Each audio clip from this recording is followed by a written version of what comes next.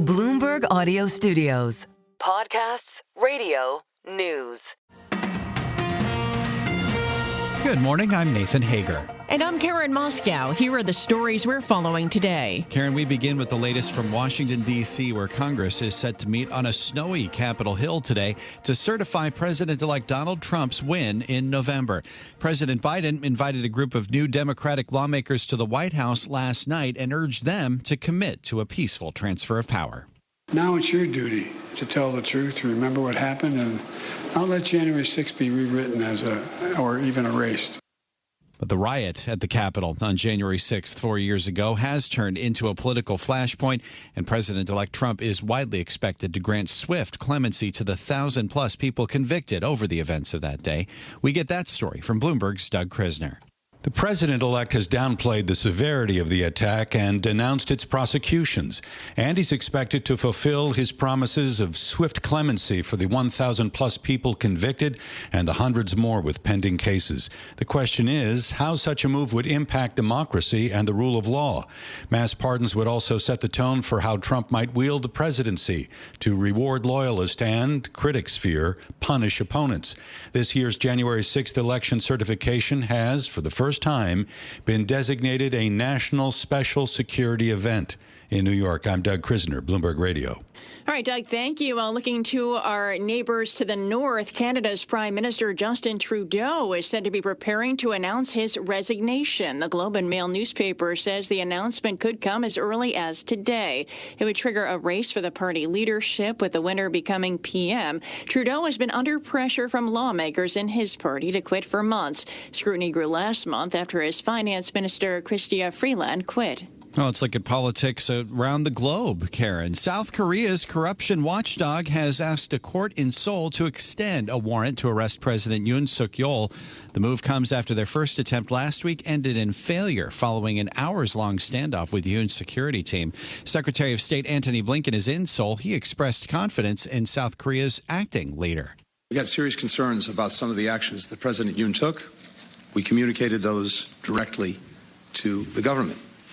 At the same time, we have tremendous confidence in the resilience of South Korea's democracy. And while Secretary of State Antony Blinken's in Seoul, North Korea fired an intermediate-range ballistic missile toward its eastern waters. Well, Nathan, back here in the U.S., it's the first full workday with the New York City Congestion pricing program in effect. And we get this story with Bloomberg's John Tucker. And, John, it's something of a first. Yeah, in fact, this is the first such program in the United States, Karen. Yolanda Morales lives north of New York, and she's the main caregiver for her aging father who lives in Lower Manhattan. And her reaction is typical among drivers. She calls the toll an abuse of the working class. To try and to make more payments just to do that, I think it's hard for a middle-class person. Jenno Lieber, the head of the MTA, would rather focus on the benefits. The good news for the core function of fire and EMS is one of the principal goals is to make response times faster, and that's especially important for EMS. 1,400 cameras and Easy Pass detectors were switched on Sunday to catch every vehicle traveling south of 60th Street and to hit them with a new $9 toll during peak travel times. This is all part of the plan to bring $15 billion to the MTA to upgrade subways and mass transit. The goal is to coax more people to use mass transit and encourage trucks to make deliveries overnight. One hurdle is that some residents don't feel safe on the subways. The fatal burning last month of a woman sitting in a subway car at Coney Island shocked the city, and there have been several stabbings and incidents of people pushing riders onto train tracks. And looming large over congestion pricing is the change of administration in Washington. President-elect Trump opposes it.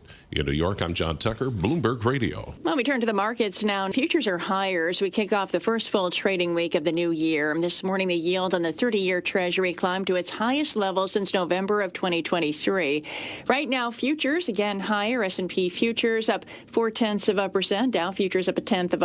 NASDAQ futures up 0.7%. And the 30-year yield, 4.83%. And this first full trading week of the year, Karen, is going to feature a jobs report, Fed minutes, and a smattering of earnings news. Let's get a preview from Bloomberg's Charlie Pellet.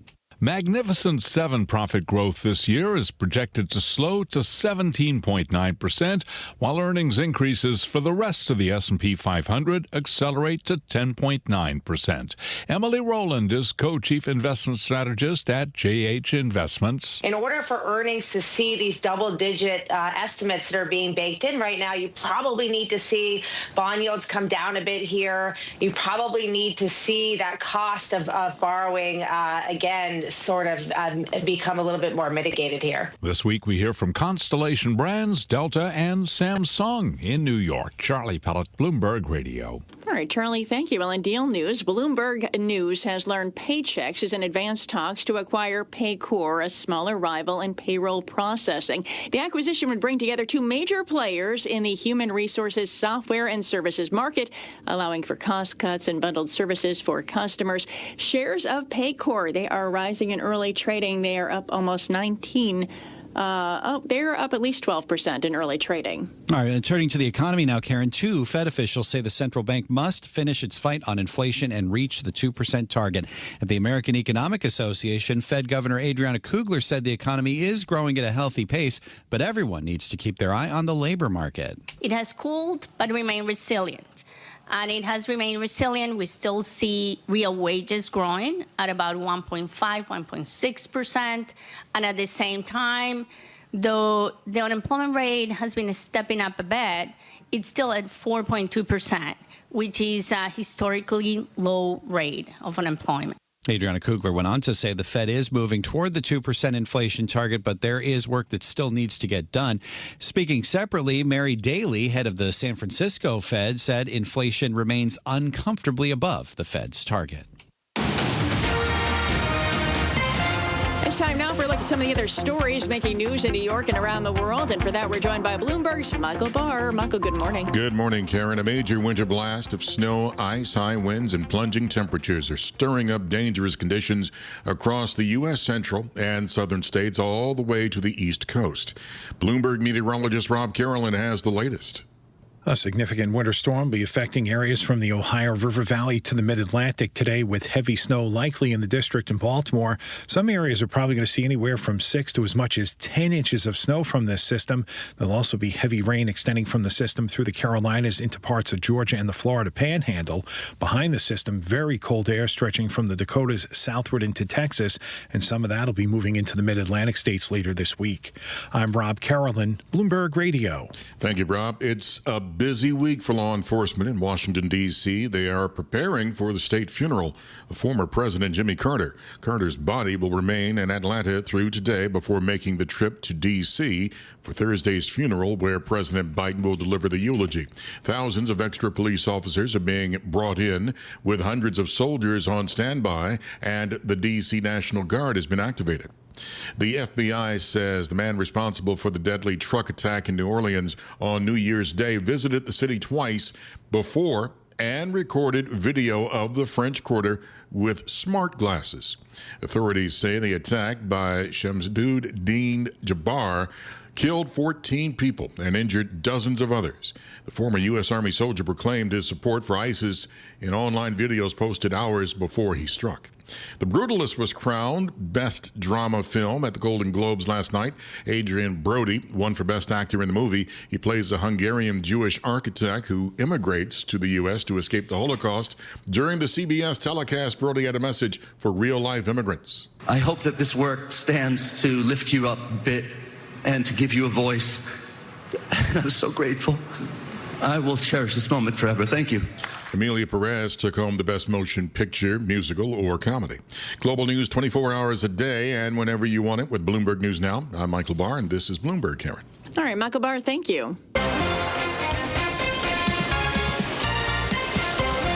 Time now for the Bloomberg Sports Update, brought to you by Tri-State Audi. Here's John Stashower. John, good morning. Good morning, Karen. The NFL regular season ended in Detroit. Lions and Vikings both came in with a gaudy 14-2 record, but only one would get the first-round bye. Home field advantage. The loser would have to play likely all their playoff games on the road. It figured to be a close game. It was not. All Lions. They won 31-9. There were 4 touchdowns scored, and all 4 by Detroit's Jahmyr Gibbs. As for the Giants, the 100th season in franchise Cowboys history, one of the worst. A club record 14 losses, a 12th loss in a row in Philadelphia. Even with the Eagles resting their best players, Philly, led by third-string quarterback Tanner McKee, won 20-13, and now we'll see if the Giants clean house or decide to keep Coach Brian Daboll and GM Joe Shane. We know the Jets are looking for a new coach and GM, probably a new QB. If this was Aaron Rodgers' last Jet game, it was his best, and it included a career milestone.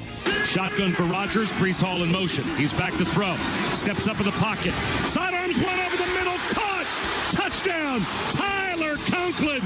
And that is career touchdown pass number 500. WAXQ. Rodgers joining the club with only 4 other members: Tom Brady, Drew Brees, Peyton Manning, and Brett Favre. He threw 4 TD passes, and the Jets beat Miami 32-20. The Patriots beat the Bills 23-16, but they went just 4-13 for the second straight year. And just after the game ended, they fired Gerard Mayo. He gets just 1 season as Bill Belichick's successor. We'll see if Dallas fires Mike McCarthy after a season with only 2 home wins. The Cowboys, on a TD with 3 seconds left, lost to Washington 23-19. Commanders went 12-5, their best season since 1991.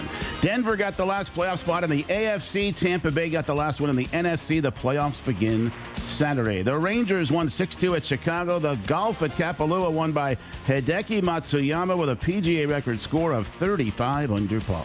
John Stashauer, Bloomberg Sports, Karen and Nathan. Coast to coast on Bloomberg Radio, nationwide on Sirius XM, and around the world on Bloomberg.com and the Bloomberg Business app. This is Bloomberg Daybreak. Good morning. I'm Nathan Hager. Memories of January 6th, 2021 are hanging over this January 6th as Congress gets ready to gather today to certify Donald Trump as the next president of the United States. Outgoing President Joe Biden says it is a day Americans should never forget. It's a day that most of our history we took for granted, the 6th. But I hope we never take it for granted again. 4 years ago, January 6th, this Capitol was attacked by a violent mob. And as President-elect Trump considers clemency for his supporters that day, President Biden told new Democratic lawmakers it is their duty to uphold the peaceful transfer of power today. Joining us this morning is Bloomberg's Kevin Whitelaw. Kevin, we really are expecting this to be a much different January 6th than 4 years ago, aren't we? Good morning. Yeah, I mean, yes, thanks. We are, and I think you're seeing, first of all, it's being taken much more seriously as a security risk, and many more precautions being taken. There was no fencing around the Capitol last time. It hadn't been declared a major national security event. It had, up to that point, always been a reasonably pro forma kind of thing where it kind of went and people didn't even really notice it. This time it's a very different thing. But you also have an administration in the Biden administration that is committed to a smooth process, taking part in it, and making sure that they set an example for what a peaceful transfer of power is supposed to look like. And I guess we're seeing elements of that example in an op-ed from the president in the Washington Post this morning, talking about his determination to uphold the peaceful transfer of power, even to return to the Capitol on January 20th to attend President Trump's inauguration, something that the former now president-elect did not afford President Biden 4 years ago. How likely is it, though, that President-elect Trump moves quickly on clemency for his supporters from that day? Yeah, I mean, he certainly has promised that he's going to move very quickly to, in possibly even on the first day, to do some kind of clemency. I think the only question really is sort of how broad it is, and is it a pardon? Is it clemency? Is it selective? Does it sort of encompass all of the prosecutions? There's obviously a lot of concern among sort of the Justice Department folks and prosecutors and even some judges who have made it clear this was obviously a very serious event. There were people who were injured. There was even one who was killed. It was an event that did also tear apart the country a little bit, and the notion of a mass pardon has a lot of people worried about what that says about sort of, potential future problems. Should there be another kind of similar moment where someone in power resists the peaceful transfer of power? It's really unclear exactly what Trump is going to do, and it is possible that there will be a somewhat more, he could, for instance, separate nonviolent versus violent offenders and handle them differently. That's a possibility. But the broader he goes, the more controversial it's obviously going to be. Just 30 seconds left, Kevin. question, but if the president-elect does do like a blanket clemency, a wide move like that, what does that mean for setting his agenda? I mean, he's talked about trying to pass a whole bunch of things in one fell swoop. Well, it does. And obviously, a lot of what he's going to have to do if he wants to really be broad is to do it through this process called reconciliation, which is a way of doing it without the votes of Democrats. But it's going to be extremely hard. His margins in Congress are very narrow. And the broader a clemency movement goes, the less Democrats are going to be willing to give him space on other parts of his agenda that will indeed need their votes. This is Bloomberg Daybreak, your morning podcast on the stories making news from Wall Street to Washington and beyond. Look for us on your podcast feed by 6 a.m. Eastern each morning on Apple, Spotify, or anywhere else you listen. You can also listen live each morning starting at 5 a.m. Wall Street time on Bloomberg 1130 in New York, Bloomberg 99.1 in Washington, Bloomberg 92.9 in Boston, and nationwide on Sirius XM Channel 121.